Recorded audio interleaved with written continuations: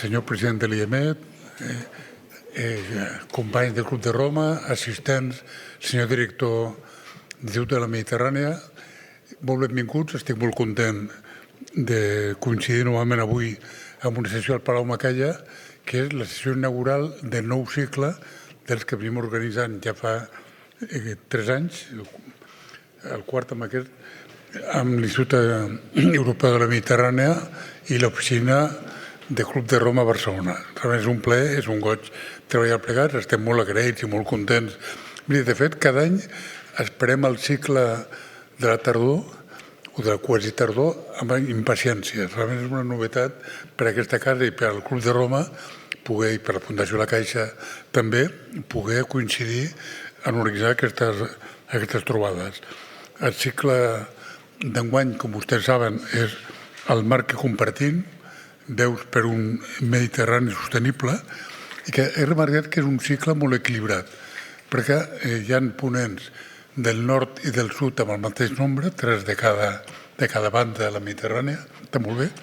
Hi ha 3 noies i 3 nois, 3 joves nois i 3 joves noies, o potser no tan joves uns i altres, però en tot cas hi ha 3 persones de cada gènere, és realment un cicle equilibrat, i també preparant una mica la trobada d'avui, m'he adonat, i miri, jo no soc massa ràpid, m'ha costat molts anys adonar-me'n, jo vitalment, de que la Mediterrània o el Mediterrani és probablement l'únic mar del món que es pot declinar en masculí i en femení. Li podem dir el Mediterrani i la Mediterrània. I és singular, he fet l'esforç de trobar si hi havia algun altre lloc, i potser és ignorància, però no conec cap altre mar que tingui la doble denominació, i és perquè els que som mediterranis, els que compartim aquest mar tan singular, per nosaltres el Mediterrani és una mare i és un pare. Necessitem que tingui els dos gèneres perquè per nosaltres és un mar molt especial. Jo que és el mar més singular del món i per això té molt sentit aquests cicles que fem amb l'Institut Europeu de la Mediterrània al voltant dels temes que ens ocupen. I la sessió d'avui tenim el goig i el plaer de comptar Ahmed Yassin com a ponent. Bienvenido, marhaban, ahlan wa sahlan. Muy contento de tenerte, encantado. I ens parlarà de cap a un Mediterrani lliure de plàstics.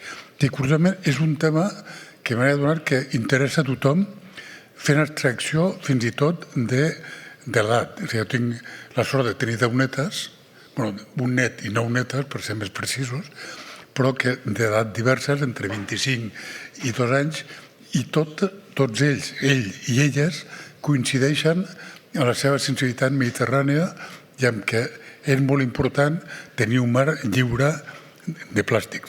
I també lliure de guerres, lliure de violència, avui que som precisament el 7 d'octubre, lliure d'opressió, lliure de colonialisme, lliure d'injustícies. Algun dia ho aconseguirem, algun dia el Mediterrani tornarà a ser un mar de pau, de progrés, d'esperança i de bona voluntat entre tots els homes que vivim al seu voltant. En tot cas, benvinguts, insisteixo de nou en aquesta sessió inaugural i em plau molt passar la paraula al president de l'IEMET, el senyor Senyor Florença. Moltes gràcies.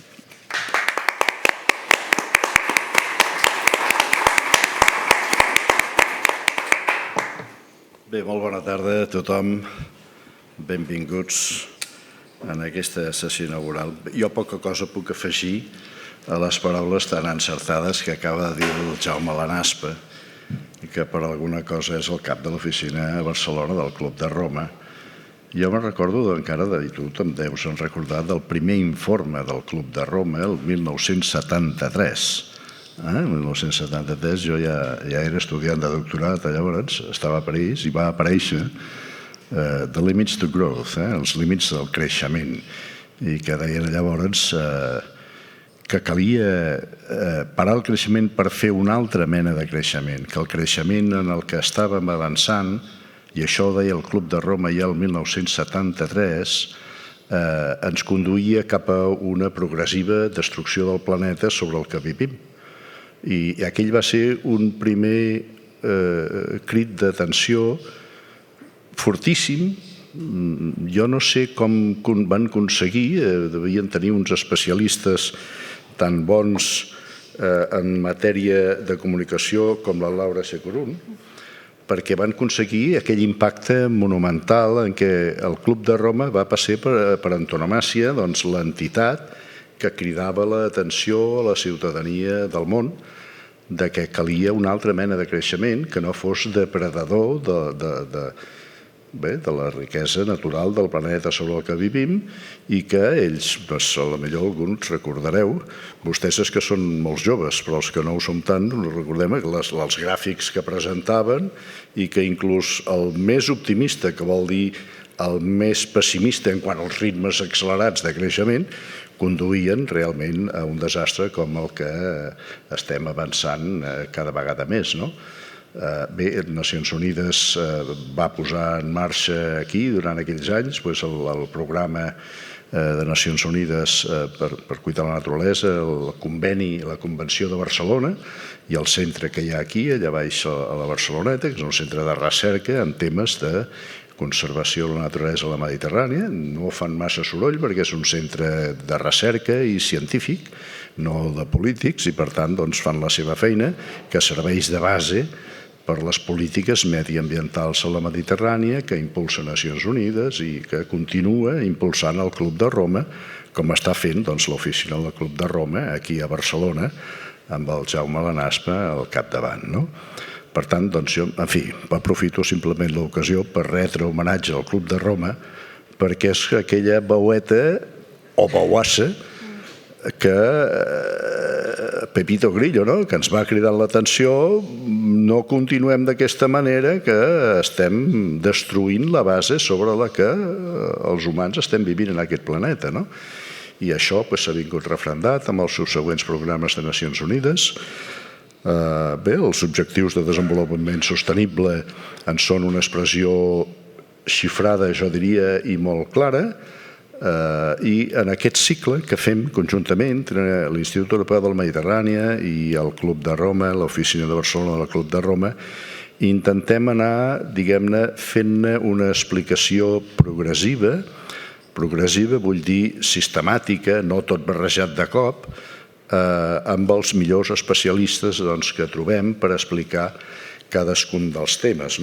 I aquest any ho estem dedicant a un dels objectius de desenvolupament sostenible, que és el que parla de la necessitat de preservar la riquesa dels mars i especialment de la riquesa marina, tant en superfície com submarina i de l'interior de les aigües del mar.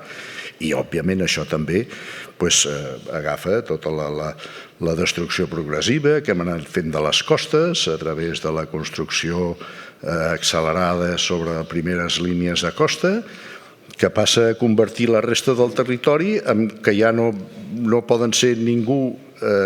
Vull dir que si la primera línia davant de mar el féssim 4 quilòmetres endins, seria igual la primera línia de mar, però no, ho hem volgut fer a tocar damunt de la platja, quan no de vegades a damunt mateix de la sorra de la platja, i després s'enfaden molt perquè venen els de costes i enderroquen algunes construccions que òbviament mai haurien d'haver existit. Bé, però aquest any dediquem aquesta sessió i aquest cicle que inaugurem avui en aquesta temàtica, el marc que compartim, Veus per un Mediterrani sostenible, i que ens crida l'atenció alguns fets. Les xifres són abrumadores. A mi els papers que m'han passat els nostres col·laboradors de l'Institut em diuen que cada dia 730 tonelades de plàstic acaben abocades al mar, a la Mediterrània, i que això condueix a un nivell rècord de concentració de plàstics, i que hi ha 1,25 milions de fragments microplàstics per quilòmetre quadrat, i que la Mediterrània, que acumula només l'1% de l'aigua del món, conté el 7% dels microplàstics que estan a les aigües marines de tot el globus, de tota la raresa. Bé, no vull insistir massa en el tema perquè els nostres convidats d'avui en saben molt més i no els avorriré jo més fent veure que en sé quan jo no sóc especialista del tema ni molt menys. Simplement el meu paper és, com a responsable institucional de l'IEMET, doncs donar les gràcies al Club de Roma i a la Fundació La Caixa per aquest cicle que anem fent, que esperem que continuï sent de l'interès d'un públic avançat. A baix vostès han vist aquesta publicació que hem fet recollint una mica, diguem-ne, les conclusions i les idees bàsiques del cicle que vam fer l'any passat i que ho tenen a baix a disposició. I bé, la nostra gent hi ha treballat aquí, han fet una publicació atractiva i interessant perquè el missatge passi. I també l'altre tríptic aquest, que és el d'aquest any, que simplement anuncia per fer-ne la difusió i atraure el públic interessat dels Dialogs d'aquest any. Bé, per part meva, això és el que els puc dir i simplement deixar-los amb els nostres convidats perquè ells són els que ho tenen a desenvolupar. Hem comptat, com abans ens assenyalava allà una mica més en privat, el senyor Jaume Lanaspa, amb l'ajut de la Laura Secrun, que és una estratega de comunicació ambiental i formadora de Meridian, que és una agència creativa dedicada a la conservació dels oceans i que ha sigut corresponsal dedicada fonamentalment a temes mediambientals del New York Times, The Guardian, el Newsweek, etc., denunciant la inacció climàtica i, per tant, l'impuls que s'hauria de donar a l'acció. I després, al llarg de la resta, vostès a baix tenen el programa d'aquest any, anirem veient una mica els diferents aspectes. Per tant, avui tenim el Yassin Ahmed, que és el director a Egipte d'Enlaia, que és una entitat que es dedica a aquests temes i que va ser creada específicament a Egipte. I a mi el que m'ha cridat l'atenció del que ells fan, ara ens ho explicarà més detall, ens ho explicarà, perquè jo només em refereixo a un tret que m'ha cridat l'atenció, és dir, moltes vegades la gent molt impulsada en un tema es mou amb una gran motivació, gairebé diria emocional, i amb menys pragmatisme. Això és típic dels idealistes, està molt bé, però quan els idealistes, a més, són pragmàtics per ser capaços de fer les coses, i ells treballen fonamentalment, ara ens ho explicaran, o si no vaig massa errat, amb les comunitats de pescadors, perquè ajudin els propis pescadors a anar treballant i millorant el medi ambient a la Mediterrània, que es farà sostenible també el seu modus de vida. Per tant, els deixo amb ells en molt millors mans de les que puguin ser les meves. Moltes gràcies per la seva atenció.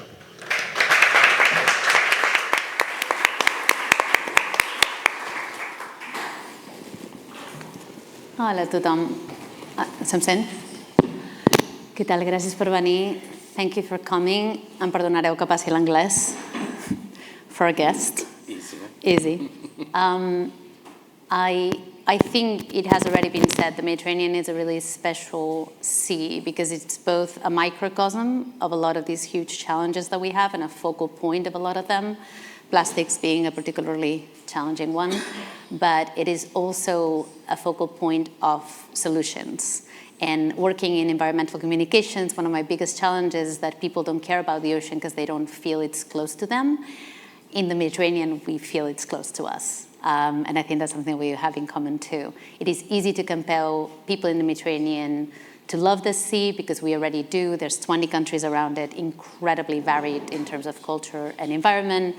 And I think there's much to learn about the solutions that are already being implemented in this sea that could actually help scale up to global initiatives that are currently quite toothless. So he already described what you do at Enalaya, but I'd love to know before we dig deeper into the what you do and the how you do it, why you do it. As he was saying, this is none of us do this for the money.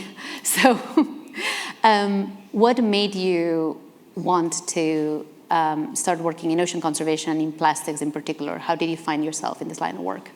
First of all, thank you very much, Laura, for having me. Thanks to the honourable directors and IEMED and Cash Foundation and everybody who really gave me the opportunity and to inviting me to my really dear, beloved city, Barcelona. And it's also, we have lots of common because I'm Alexandrian by the heart and raised. I was born in Cairo, unfortunately. But I love Alexandria. My father's Alexandria. So, first of all, before starting this, I'd like to say a big thanks to Lefteris Alipakis, the founder of Inalia. Oh, no worries. Okay. My mic? Okay. You hear me now, right? Now for the karaoke section.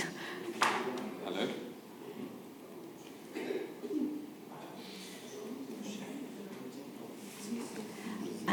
Pot ser que necessitis encendre'l? No, no està encès. No.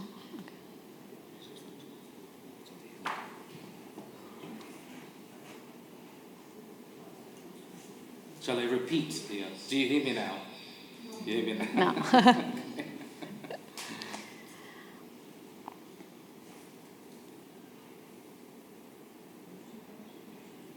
Well, I can continue to praise you in the meantime. Oh, yeah, no.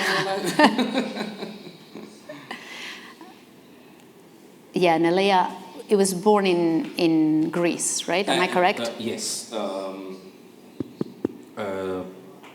Is it working?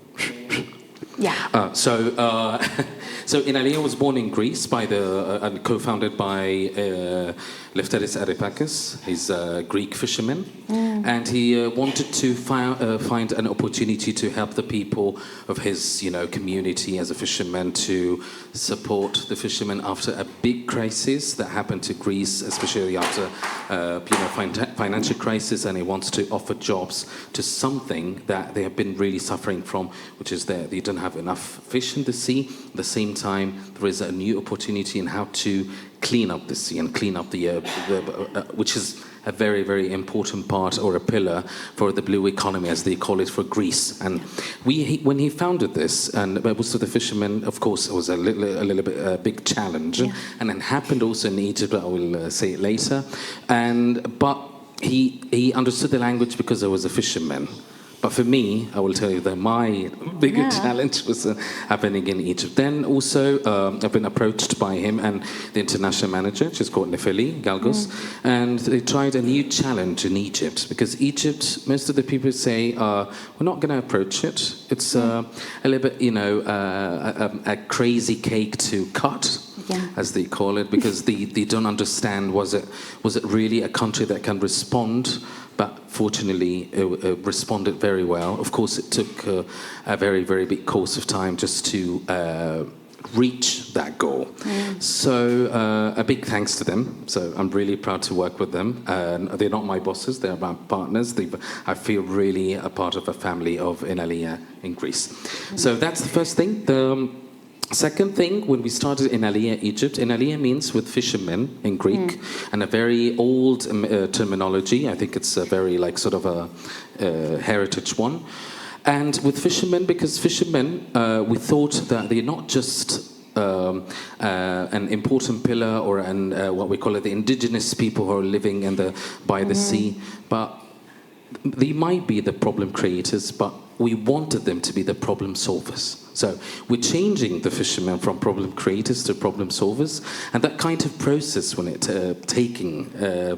took time, of course, and taking that course of action, we thought that how fishermen can be inspiring to other, parts of the community themselves, because of. Also, the funny thing and a fun fact in Greece, and how they are inspired also Egyptians, that 90% of the fishermen in Greece are Egyptians, actually, because of a treaty, yes. So when the Egyptians there working in Greece, they told the co-founder, we need to work in Egypt. Egypt needs that also, needs to be part of the action. And when it happened, and that kind of, things came to Egypt, I thought it's going to be tougher. But the fishermen also in Egypt had their own problems. And they started talking about something that I was shocked to hear. They said, we have a massive problem in our fishing stocks because there's something changing. The weather has changed. They didn't say climate, of course, because, that's the language. But when they said weather has changed, they mean like there is something wrong in our planet and we need to fix it. And they said, they started, like, for example, when I started with my port coordinator, the first fisherman I ever talked to, and I told him, what do you think if we are about something happening in the sea and we want to solve the problem? He said, yes, there is a problem. We need to solve it because the bottom of our sea is rotten now, is getting some sort of, layered with waste. We call it in Egypt zebela, trash. And it's layering all around because of the people. And it's happening everywhere, not just in Egypt, because that's very important. Because most of the people think, it's Spain only is doing this, or it's Turkey only doing this, or Egypt. No, everyone is contributing to this problem. So when he started the conversation, he started talking about what we're going to do about it. I told him, what do you think about cleaning the sea, getting plastic out of the sea, and also giving me your fishing nets and ghost nets, or that kind of nets that we find at the ports, and I will give you money for it. He said, no way, of course, really? I can do that? Because it's abandoned. It doesn't have a value. Yeah. And, he told me, he always called me engineer. So engineer Ahmed, it's not going to happen, no. You will lose money. I told him, just follow me and follow my lead and we'll start this. He didn't trust me at all the first minute. It wasn't really like, I didn't believe it. But he said, he looks like a guy who knows what he's doing, but at the same time, this is nonsense. This is impossible. In Egypt, why do we pay for such trash or such... I am so curious, what were you doing before you started with NLA? Like, what, in your personal journey, were you already working with plastics? And when was the moment where you realized, I want to commit myself to this issue in particular? That's a very important question. So I told you I'm from Alexandria. Yeah. I was working with my father, bless his soul, he passed away in 2017. So we were walking on the Corniche, and he's seen some sort of a floating plastic patch floating in the sea. And that was in around 2013 or something. So he told me, we should do something about it. What's going on? And this is not the Alexander that I know. All plastic all around, floating all around. And my father was really into environment, but he doesn't know it. Like, he wasn't a climate activist, but he was always speaking about trees, speaking about plastic. And so, of course, those kind of, conversations that we have, which was really informal and very, very, sort of popping up in our conversations, made me feel that I need to do something about it. Then, in my university, I was graduated from Faculty of Engineering in Alexandria, and I had my project. It's about renewable energy and environment. So why are we doing that kind of project? Because we want to support and protect the environment. They said, now it's the trend, and students, one of our, kind of, I don't have to say that, but the professors, they said, now it's a future for climate, so you will get money from the climate jobs. He said that in 2012, actually. So we followed the lead, and we've done something about renewable because I loved that kind of thing.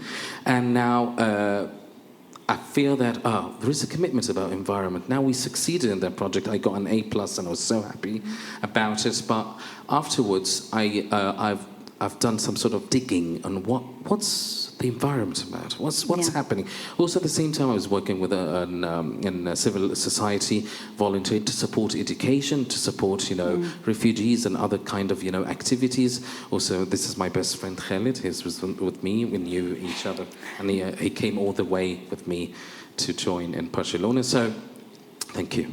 So. That kind of thing, like mixing the civil society background with my passion with environment, and I think we need to do so. Then COVID came, and also 2018, I was like, really, the seed is growing. It's growing. Till 2020 was a very, very massive peak that I need to do something about environment. Also, I was celebrating, at the same time, I was not happy about the COVID, but I was celebrating the ozone layer, the closure of it. So I thought, there is something happening. Yeah. So that's the...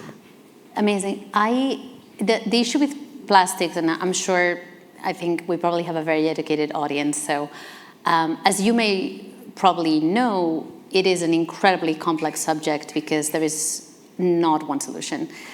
Removing them is important, preventing them entering is important, recycling them is important, and not one thing can be done without the others. And I think what's really interesting about NLA's solution is that you seem to be taking a really holistic approach. Exactly. So some people, we see a lot of beach cleanings in Barcelona, which are lovely, but not enough. And we talk about recycling, but again, it's not enough. So what is specifically your solution? How do you bring together prevention, mitigation, education, all into something that serves fishermen? That's a perfect question. So, So in Alea, as an organization, they started, analyzing what we call the loopholes, what kind of, loose ends that we need to fix. So we have a problem, which is the source. Yeah. We have a problem, which is also the overconsumption of single-use plastic. And also the fisherman who has a fishing gear, which is way worse type of waste that are crawling into our seas, especially the Mediterranean, because it's very, very, what we call a very active spot of fishing. So they analyzed all of these factors and they said, okay, so we have to see what kind of solutions that we need to sort of a phase. So we have a late phase now. Unfortunately, we have ghost nets at the bottom of the sea, single-use plastic of all kinds, PET, name it. Everything is in the sea. Tires, plastic, diapers, cars. Yeah. What isn't? Fibers. Nothing is not in the sea, which is very, very horrendous. Yeah. So when we started thinking, okay, so we will do some sort of fishing the plastic, because fishermen have discovered by catch that they are catching plastic. They're doing some sort of in certain spots, because trawling is not good, but they're trawling in certain places that were filled with plastic. Of course. Taking it all over. Then there is another phase, which is called prevention. You mentioned it. So prevention, we are talking to the fishermen to donate the fishing nets before it's abandoned in the streams or beside the sea. Yeah. Can I pause for a second? Because I think we have a photo. I think if we could share image number 9 of some of these fishing nets, because I would love to zoom in, because that has been really successful. Right. And if I'm not mistaken, that is something that is happening for the first time. Fishermen had never even considered recycling them, and now picture. here they are. I like it. So this is Luli, he's the port coordinator, and the 2 workers are working. Do you see that? This is a massive car. This is a 5-ton car. And it's filled with fishing nets. That kind of fishing nets, they called prevention, mixed a little bit with ghost. So prevention, this is how it works. Prevention nets are always donated from the fishermen, just because they think that now it has a value. Of course, until this moment, they think that we are crazy. Why are we taking and paying for something which is abandoned? Because most of the fishermen, they take the fishing nets and they throw it in the streams beside the ports, or a little bit on the beaches. So we find it a lot on the beaches, and sometimes in the edges, or that kind of abandoned places in the ports themselves. Yeah. Here, we are taking all of these fishing nets, they going straight ahead to recycling facilities, because they experimented for the first time ever in Egypt. So in Alea, Egypt is the first organization to work on recycling fishing nets. What can you turn them into? What could a fishing net be next? Now, it's tiles. With a company, we have a very brilliant company, it's an Egyptian startup, by the way, and they're turning those kind of plastic to tiles. And those kind of tiles also, they're not just tiles. They stay longer, they're very durable, they're not affected by rain, for example, or salty water, they're very powerful, and they mix them with the sand. Also, they are changed to pellets, PP pellets, polypropylene pellets, and also sometimes, it depends on the type of fishing net, it's a little bit not common, but the common ones are the PPs. So those pellets then can be turned into a wide variety of plastic. You can turn it materials. into a car, a leather, or even an aircraft. So you can Incredible. use those pellets in everywhere. So because the recycling facilities in Egypt, they didn't trust the process. What? No. Why are we going to do it with the fishing nets? I told them, just try. And we went for maybe 2 weeks to experiment all of these things. And they've changed it. And it was, oh, wow. That's a really cheap resource because we give them that for free. Of course. So I can get 5 tons from you? Yes, you can get it. Just turn it into pellets or tiles or whatever you want, name it. And also, they found out that it's not just a cheap resource, it's a powerful resource. Even powerful than the plastic they are collecting or the plastic that are coming from the residential resource. So and you're making something that used to be seen as trash and useless into something that is valuable in their eyes. Yes. And helping the fishermen too, because these are incredibly heavy things. There's a reason why they abandon them. They're very cumbersome, they're very difficult to... Not just about heavy, they are just all over the place. Exactly. You cannot really control them. These seems not to be heavy, but when they are piling up, they're heavy. So yes. you're giving them value so that they are motivated to... Exactly. There's another part of what you're saying, which is also, I love a part of what you do very well, which is the education part. Because obviously, if people do not know that plastic is a challenge or that plastic can be valuable, then we're not starting. So can you tell us a little bit more about what NLA does about educating the community, and how do you go about that? So what I like about NLA's model also is how they are teaching fishermen to understand what are the consequences of leaving the problem like lying around or floating around. Especially that, for example, when you give that kind of training to the boss, how we can call it, the big boss of the fishermen, he always said them with his language, simple language, that there is something can happen to your fish stocks. So your food, or your money, how you are, or your jobs will disappear after 10 or to 15 years. So Luli, I had a different thing in Egypt than Greece. Greece, they started a really brilliant school for fishermen to understand climate change and problems related to the marine plastic and marine waste. In Egypt, we have a different approach. There's a training to give it to the port coordinator with other, big fishermen who know, the people trust and know, and they passed it to the fishermen, the young ones. Really smart. I think this is so key because anybody who's worked in conservation knows that working with fishermen is tricky because they are naturally very apprehensive and they didn't trust me in the mistrusting first place. of nonprofits. I think honestly, sometimes for a very good reason. Like nonprofits can be really condescending.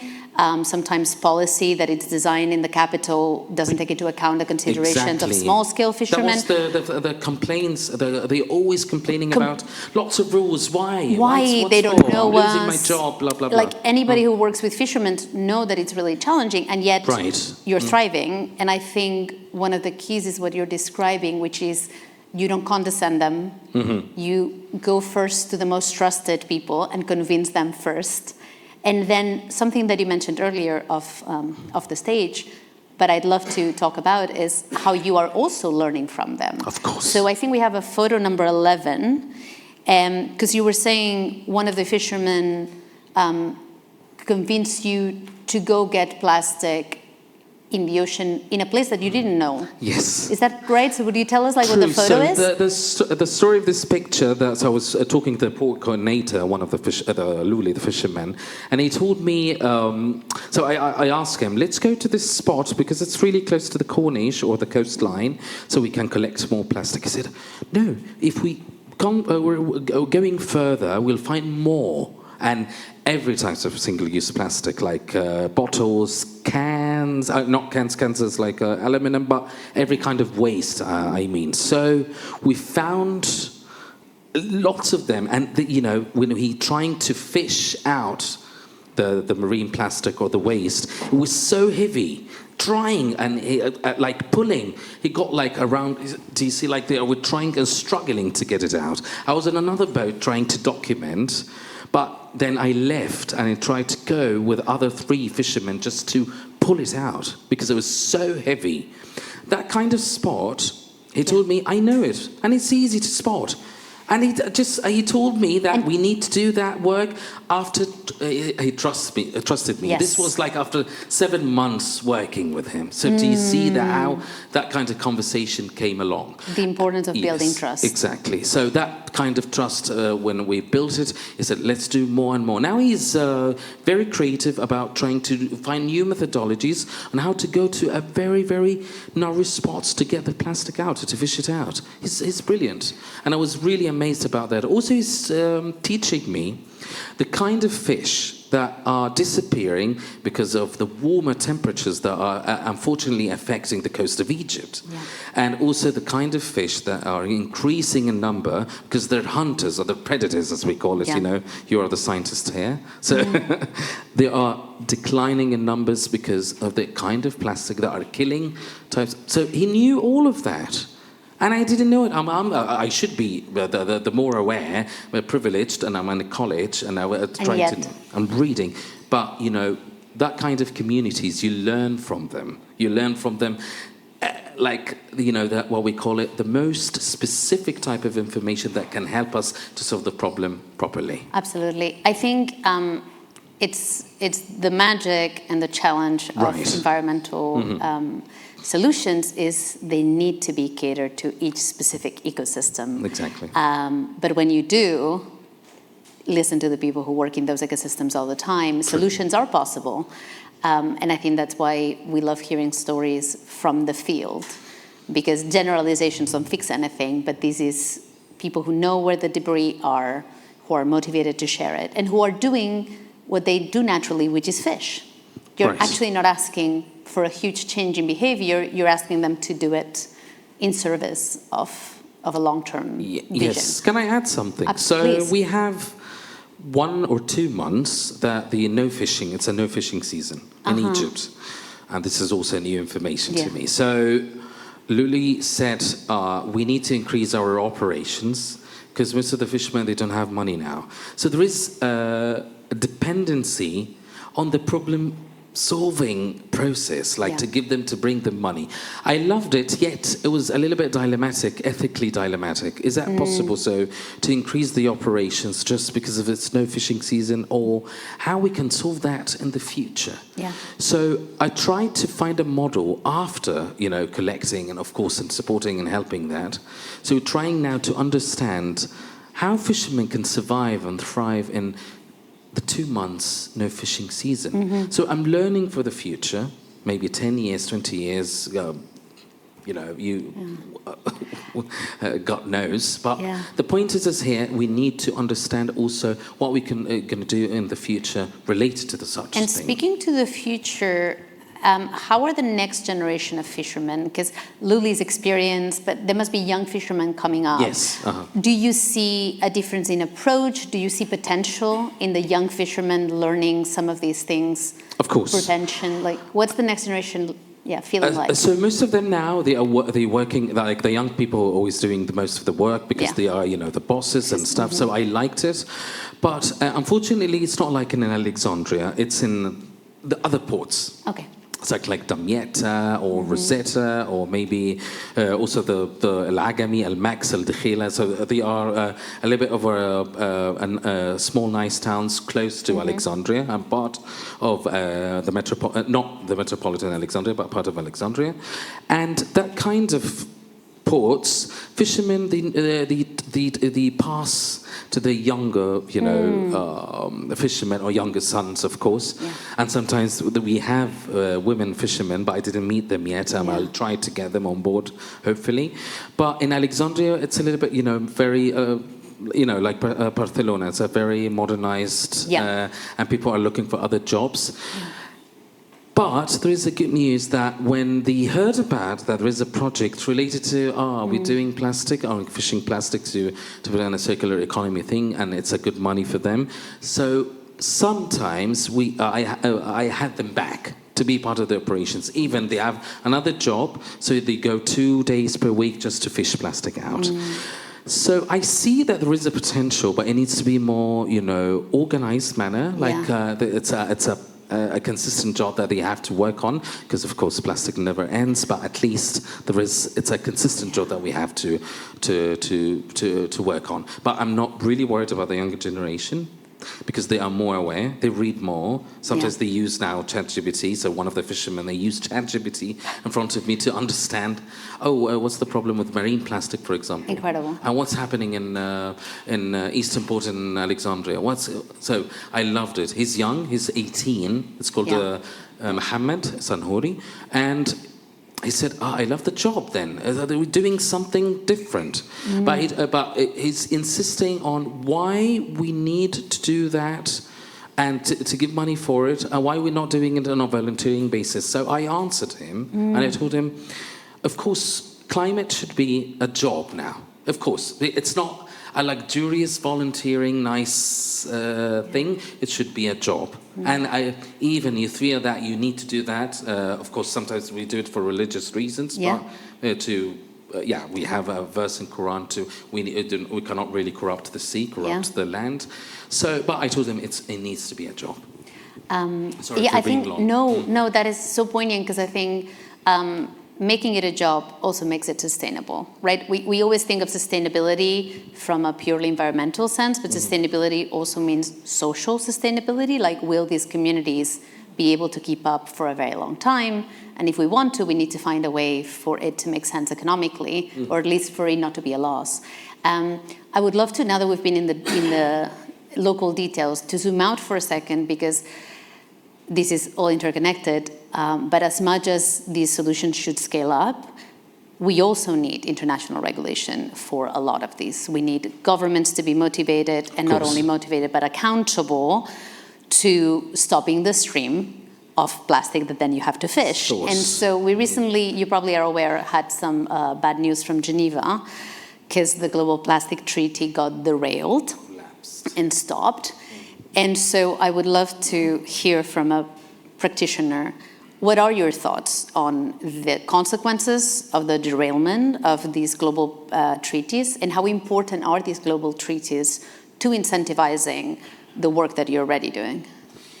I have a massive problem with INC that they are not putting the right people on the table. So why is that? So let's talk about, for example, in Aliyah or for Ocean in Australia or other, kind of, organizations. These should be on the table to give the results and give their inputs and thoughts. Yeah. And also INC is always ambitious, very ambitious, and they are just fighting on like texts and brackets. Yeah. So the way itself, or it's a massive or a very perfect way or a shortcut to failure. You're not giving any chance to how to understand how to do a treaty that should include all stakeholders or parties that should be on one table. And I see here that there is a little bit of intention coming from countries who still want the plastic to be here. So they are playing with that language. Yeah. Not including, I have to say, we're not going to talk about like Egypt trying to do its part, Spain, of course, trying to do their part. But I've seen the countries who are plastic producers that are very, very You're not going to name them, but I will say Saudi Arabia is incredibly good at negotiating. So they're trying to find a way that we need to slow down, and we're not going to phase out. Plastic never ends, so try another game or try another language. I see here the right way is to put all people on the same table, and civil society should be the biggest or the largest part, a largest contributor to the INC. You cannot really get negotiators just to speak and to talk about text. You need to do that first and then take it into voting. Because negotiators, at the end of the day, they don't have, the knowledge. I'm talking about the knowledge on an academic way. I mean field way. Well, you mean the implementation. And what we usually do with treaties is we make what would be ideal and then hope that it can be implemented instead of looking at what needs to be implemented, what are the resources or the capacities or the solutions that are already out there. Exactly. And then going upstream and saying, how do we normalize this or make this mandatory, and this mismatch. You put it perfectly. Very well done. Yes. It's challenging, and it's the thing about, again, plastics that we are all probably wearing right now, and of which there's plenty in this room. You, as you say, need civil society. You also need science. You also need innovation, as you were saying, the solutions with the tiles. Of course. It's really complex, but I think it is important to say we need the local to be informing the international. Exactly. And the international to be remembering that at the end of the day, the people implementing it will probably be fishermen. Thank you very much. And also there is an important thing, which is local context. You cannot really tell all the countries. Spain is different from Egypt. Egypt's different from Greece. So we need to take all the local solutions and gather it together. And then we have a holistic solution. You're reading my mind, because my next question was going to be, I'm from Barcelona, you're from Alexandria. Yes. How important is to tap into cultural values? And they can be, as you say, religious. They can be, just cultural, economic values when you're trying to motivate a behavior in change. A change in behavior. How important is to tap into the local context? I see we're working in Shutter Islands. So what it's very important to get the government, civil society, maybe Menalia or others, and the activists and everyone, and the community, and they should be all together, working with the same pace, with the same speed. So the government have a law, but how do you implement it? And how you are educated, and the community itself, how they understands the gravity of the situation and the awareness and the education. So if we work together, we will achieve something valuable. We're not working together. Everyone is working. I didn't say that the government, for example, they're not working, but they're working in a different... In silos. Yes, exactly. The way you almost did it, I think the bridge between government and, and practitioners and the public is culture. Exactly. That is the language we all speak. And I think this lack of trust that we feel, for nonprofits feel it, the government feels it, fishermen feel it because they get accused all the time. This lack of trust is a symptom of not working together. Right. Because you're never collaborating, you never get to build this virtuous cycle of seeing each other, contributing. Exactly. And then you have these cliches and you have these, misunderstandings that can go for generations. Yes, exactly. Can I say examples? So let's say in Egypt, because I know it very well. Yeah. So they are doing, for example, legislating very important rules to help and to stop overfishing. Yeah. But most of the fishermen, they see it as, you don't want me to work. Yeah. Stop it. The problem is that government is not saying that. They're just legislating the law. Yes. I know it's in the benefit for Egypt and benefit for our fishing stocks and the future generations, but the fisherman sees it as he's the enemy. He doesn't want me to work. And he just, okay, I'm obeying the rules because I don't want to get fined. I don't want to get to go to prison. So this is a very important thing. You need to tell them when and where and how they can do that and how they can implement that. Now also for plastic, for marine plastic, and how to solve the problem. Also, one of the best things that happened with the port coordinator, this is a very good example, when one of the port authorities and they are military, so they found out ice cleaning is doing this. Wow. Why were we not doing that before? See, they just supported and helped. Yeah. It's actually a hazard, too. Exactly. There's all this connection to... I just laughed about it, but this is it becoming a treasure, so we need to spread the money? But I was joking, But he found out that there is something happening. Are you doing something for the environment? Speaking of co-benefits and of things that, Egypt and Barcelona have in common, tourism is the T word. Tourism, of which we know a lot. Sorry for any tourists in the room, we love you. But it does contribute majorly to plastic pollution in the Mediterranean, immensely so. That have been demonstrated. There's been studies in beaches in Barcelona and beaches in Egypt. We know that tourism is a huge contributor, and therefore, as you were saying, if you are the problem, you can also be the solution. So, Of course. could you tell us a little bit about how you are trying to engage with the tourism industry? What potential do you see as a co-benefit for tourism of, removing plastic? Because I think that is something that both of our countries struggle with. That's a lovely question. So Alexandria, it's touristic, but not a little bit internationally like Barcelona, but we receive more than 2.5 million Egyptians from all around Egypt every year in the summer. And Alexandrians themselves, they have a little bit of awareness on how to deal with the seas and how to keep their beaches clean. But the problem is from the 2.5 million, tourists everywhere. It's the same thing. So they come and infest the beaches with plastic. So what we do now, and other organizations, brilliant organizations, and even NGOs around Alexandria, and I joined the forces, so I'm giving them my thoughts about after cleaning the sea, that and also talking to the Deputy Minister of Environment in Egypt, he's from Alexandria, on how to stop or to cut the loop of plastic. So what happened is most of us 30 years ago in Alexandria, we used to go to the beach without any single-use plastic item. Yeah. We used to go with our reusable things, and it's cheap, by the way. It's not expensive in Egypt. Now it's you can buy like a reusable bottle with £10. £10, and not that much in euros, but it's nothing. So we're trying to introduce that kind of thing, that we need to go back to our old habits and to ban the plastic from the beaches, and nobody will to enter with it.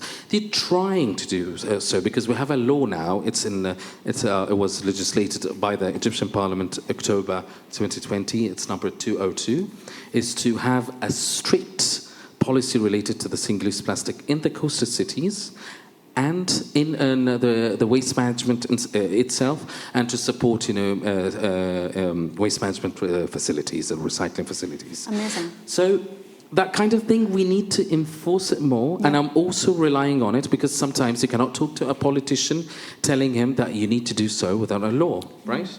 You cannot really tell them that to do something like that. Now I'm using that law. Yeah. Oh, we need to enforce it. Yeah, Professor, you need to... if there's anybody from the government, take notes. Please, we need to enforce it. Let's do it. I can do it. And ironically, tourists pollute the beaches with plastic and then complain that the beaches are filled with plastic. Local and international. Yes, exactly, regardless. But actually, it disturbs tourism. When there is a lot of plastic on the beaches, tourists don't want to go. So it's actually a beneficial, economically, it's a beneficial loop if you manage to get laws like this passed. I want to ask one last question in terms of opportunities for the private sector, because one of the things that I've seen you've done, which is rare and difficult, is to onboard private actors. So from fashion companies to like insurance, I think you're doing. Can you tell me how you're getting companies to contribute to NLA's mission, and like how are you convincing them of the value of doing that?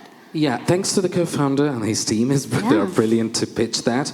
But for me, so Egypt is a very big opportunity. Most of the people, even the international ones, they see that Egypt is an important country in the Mediterranean. Not because of just the opportunities that are coming from the products itself, because it's very good for the circular economy. Also because of we are a very populous country, so we have potential. We have lots of opportunities to do more than that. So we are part of the equation, but let's get back to the question. But I wanted to say that to highlight that Egypt is very important because of those kind of factors, that they need to see something happening, and they've seen it. Yeah. They wanted some solution that it's not showing off, not... I don't want to say that the cleanups are just a simple thing. It's very important, but it's not enough. But they've seen that we are trying to extract the problem from the source, and also helping communities. Yeah. Indigenous communities or the local communities. So they've seen many ticking the checklist. For private actors, they're like, lots check of things. environmental, check social, check it works, check innovative. Exactement. So that's the very important thing that we've been looking for, and we're trying also to get more boxes to tick, you know. Like now we're trying to see education opportunities. Now we're trying to see how we can also put the politicians or the government into the equation. So that's what NLA are doing. So this is why the donors or the companies are trusting them, because they are doing so. If I may summarize, I think that is why you're succeeding, because you're taking a problem-first approach. Right. What is the problem of the fishermen? How can we help by reducing plastic? What is the problem of the companies, that they want to do good but they don't trust most of the solutions, or the solutions don't tick their boxes? How can we make a solution that ticks their boxes? Right. And that is it's both compassionate, but as we were saying earlier, very strategic. Yes. And it's working. Can I add something also? Of So course. in Aliyah have also done a very nice system. It's in the testing phase. It's called blockchain system. So we are tracing the plastics of ours from the source, from the collection till the recycling process, even sometimes post, pellets or being tiles.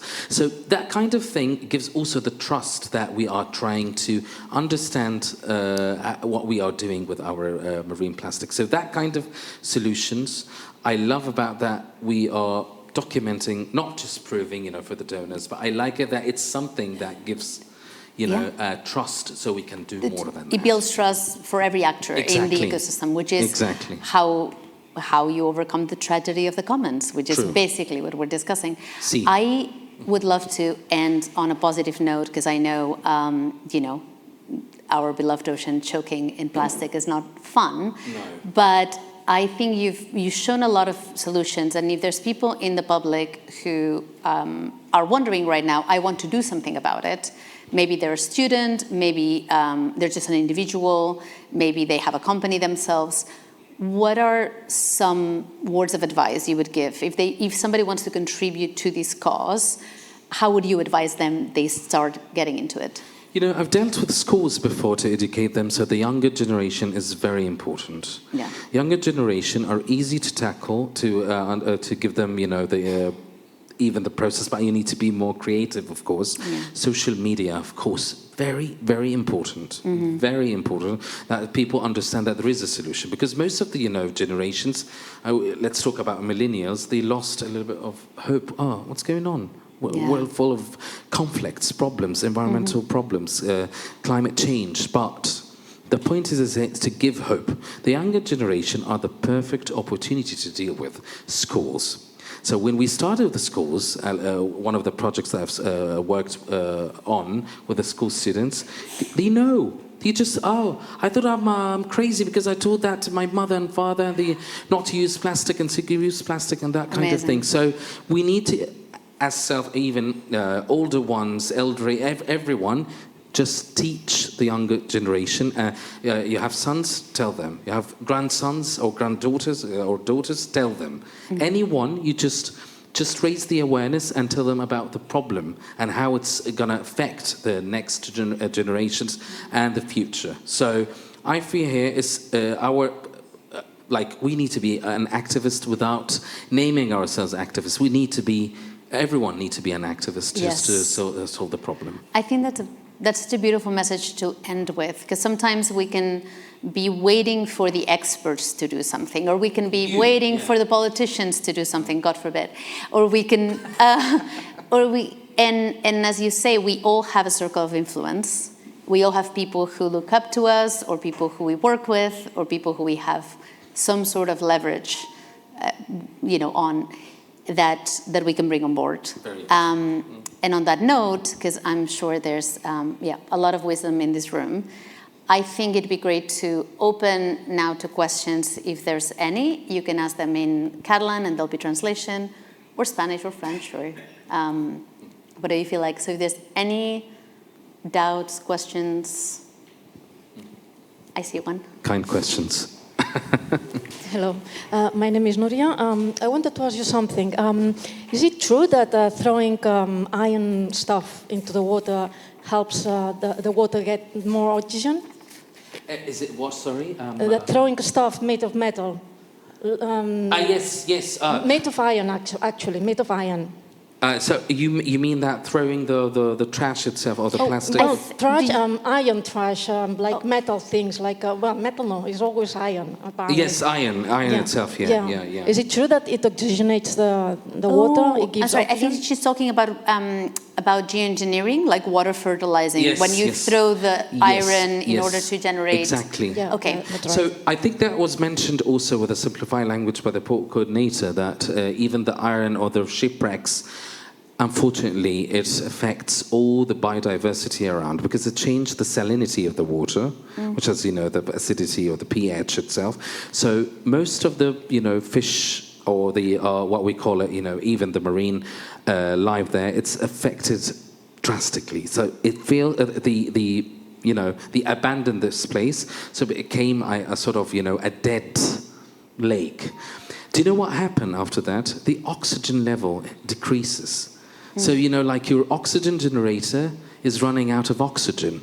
Of course, even in a small spot, it's not a problem. But when it's happening on a larger patches, of course, it's a problem. And, yeah, and if I may comment on this, because, yes, I think the challenge is these environments are so incredibly complex that it is hubris to try to control them. So even when experiments like these are done and we try to change the salinity or the alkalinity of a part of an ocean, there's all these secondary effects. So you can get a big algal bloom and it will absorb a lot of carbon, great, but then that can absorb oxygen and kill fish. Or it may move to an area where it's not wanted, or it may give...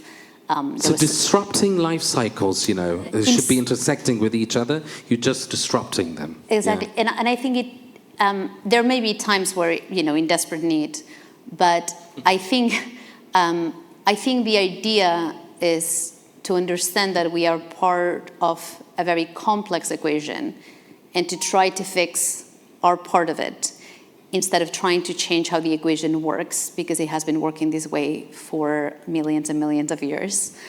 And also those secondary and tertiary effects are really hard to manage. And even if we wanted to study them, we don't have the time because we need to sort a lot of these issues really quickly. Right. So it's beautiful to do research on some of these issues, and it's important to understand how iron, or geoengineering can help. But at the end of the day, the fastest solution is to stop poisoning the sea. Remove it. Just remove it. Just avoid the problem to begin with. But I think it's a really interesting conversation. And it's usually not an either or, as we were saying. Yes. We need kind of everyone to be working at the same time. Has there been people testing it? I mean, are there experiments on that, or people just don't bother doing it? Oh, there are, yeah. So for seeding in particular, there are experiments. There are different compounds that can change the alkalinity Depends of the water. also on the type of the iron, Exactly. and the type of the ship, and what kind of seas. Exactly. So it is being studied. It's being studied seeding it into rivers in the US so that it will get into the ocean. It has been studied throwing just a bunch of iron from a boat. It is being studied in the UK.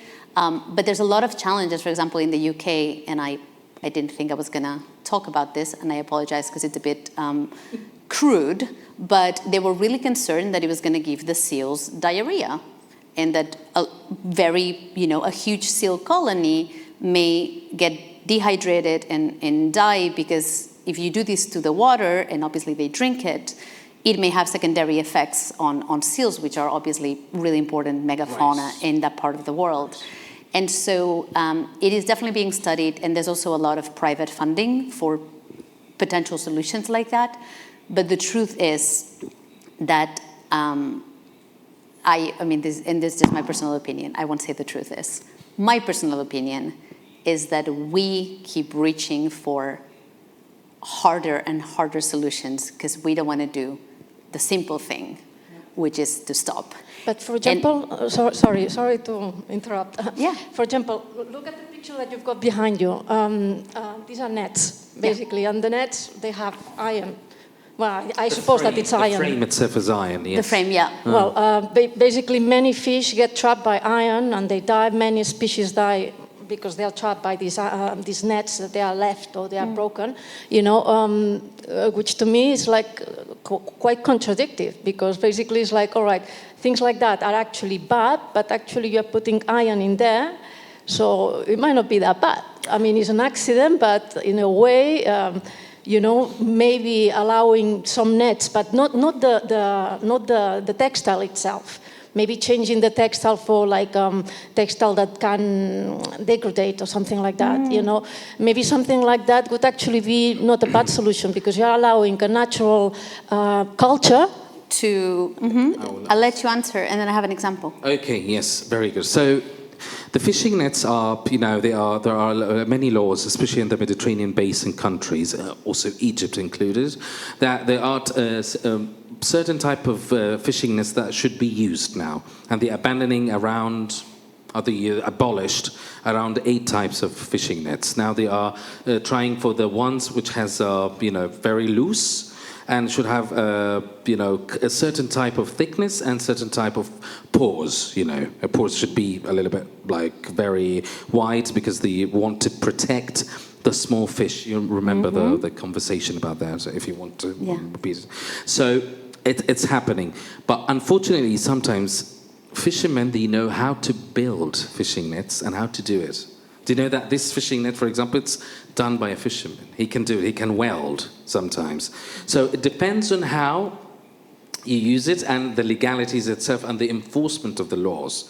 Your example.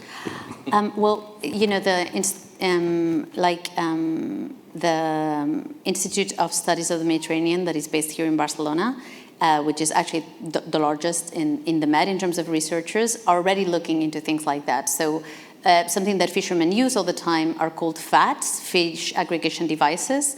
And they're basically these buoys that are designed to attract small fish and then bigger fish. And then the fishermen know where to find the fish because the buoys attract them. The issue with the buoys is that they are always abandoned, and they're made out of plastic, and they're, they can get caught, and they're very, very problematic. So they're looking into designing them in ways that are, as you say, like compostable and could even potentially be good in the way that they disintegrate or that can help the environment. But again, one of the challenges with the ocean is it's hard for us to imagine how huge it is, how genuinely vast it is, and how quickly things dissolve, which is why historically we have dropped nuclear waste in it and been like that. So for it to make a difference, things like iron, you need them at such high quantities that that is not, it's not an easy, it's not an easy trick. But I know, I know researchers in Barcelona are already doing a lot of work in fishing kits, including FADs that would be at least biodegradable and at best helpful to the environment. I'm wondering why you're so concerned about iron. You. I don't know. Just a question. Joking. No, it's just It's the other day. Some cultural entity. They were putting a whale made of iron onto the river Ter. In Masies de Roda. And I had curiosity. I asked my friend, "Why are you putting a whale made of iron?" I didn't answer. And I was like, but they didn't drop it. Thank God. They didn't drop it. There's definitely innovation and a lot of world-class research happening in Barcelona in particular, which is definitely worth promoting more. Any other questions, comments?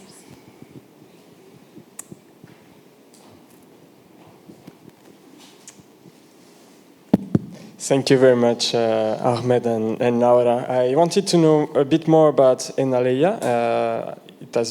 It was born in Greece, I understand, and then expanded to Egypt. Are there plans to expand to other countries in the Mediterranean, maybe Spain? You yourself in Egypt, you're based in Alexandria, you work in Alexandria, maybe you have also plans to expand to other cities and recruit more and Can you tell us about it? Very good question. So they already work in Spain by other ports, and they want to expand to other cities in Spain, of course. I think they are working in partnership with the the foundation of the Wildlife Foundation, and in Egypt we want to work in the Red Sea and the Nile.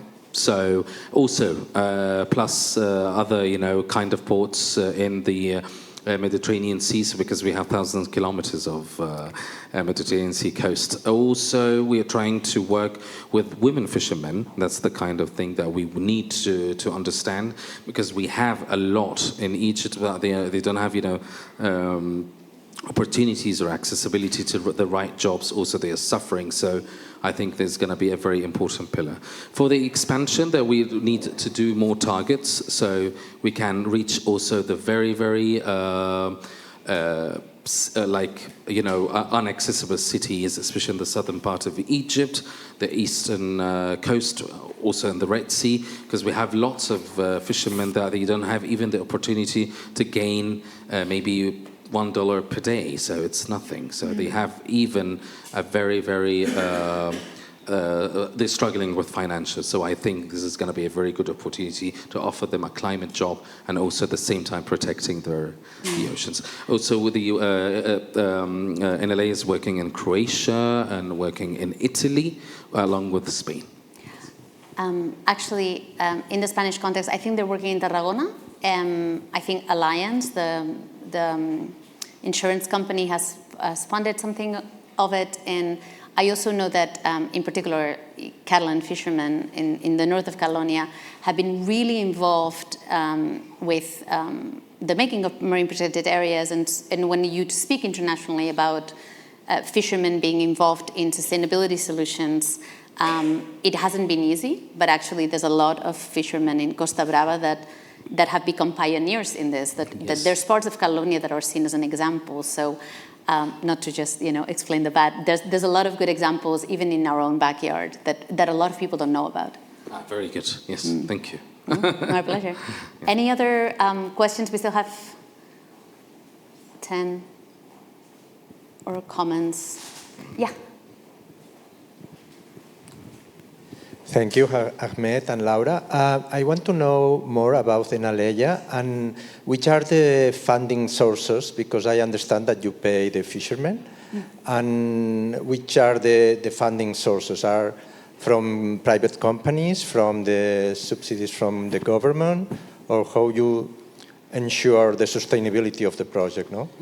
Very nice question. So Enaleia has a diverse kind of resources. So the first, of course, working with partners and donors who are trying to support the project's operations, but also we have products and kind of different products like the plastic pellets themselves, diverse types, from PP to HDPE to PET and other kinds of plastic that are, part of the circular economy, and also kayaks. They are selling kayaks in Greece, a very, very popular, product that they love, and the ordinary products like shirts and socks, and now also furniture, because now we are trying to replace the poor trees wood, and now we're trying to use kind of plastics coming from straight ahead from the ocean, and we've managed to partner with very, very massive and great reputable companies to give us the high quality end products.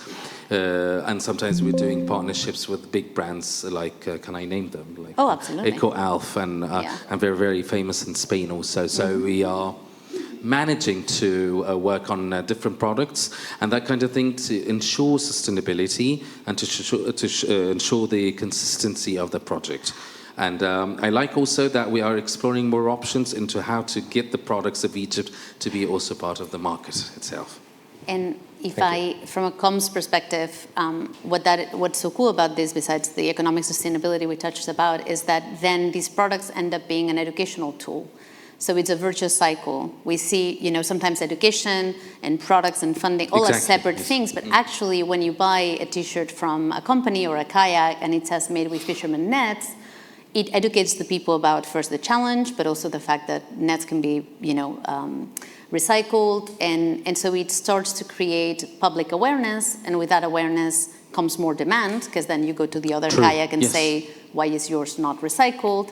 And slowly but surely, then that drives more funds towards the right places. So, it takes a moment to get an ecosystem working together, but if we've learned anything from nature is that, solutions will be systemic or they will not be. And I think that's what's really exciting about your product line too. It's actually an educational tool for anybody. Exactly, yes. And it inspires many people also. So if they can copy or replicate, but in a way that they can help their local communities. So I like that, of course. And there's a ton of research that shows that the youth is really motivated in their buying by environmental choices, which means you can go to companies and make a really strong case for them doing that and it helping their bottom line, thinking about the type of sustainable growth that we were hoping for. One of the videos actually on social media for Inelia on TikTok got 4 million views. And I was in Egypt, thank God. I was so happy about it.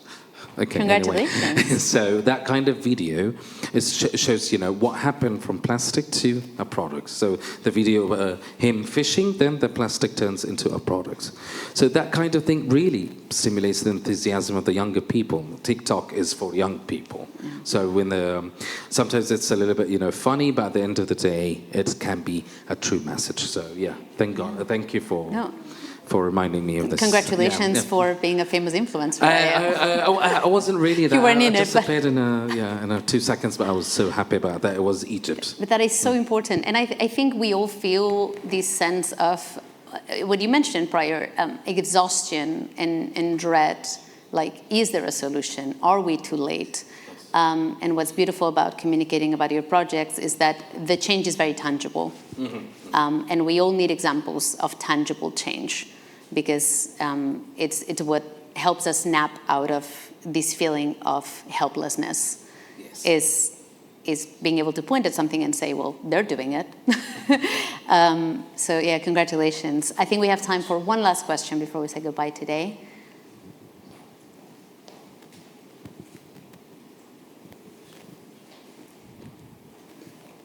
This one's from the boss. Big boss. Yeah.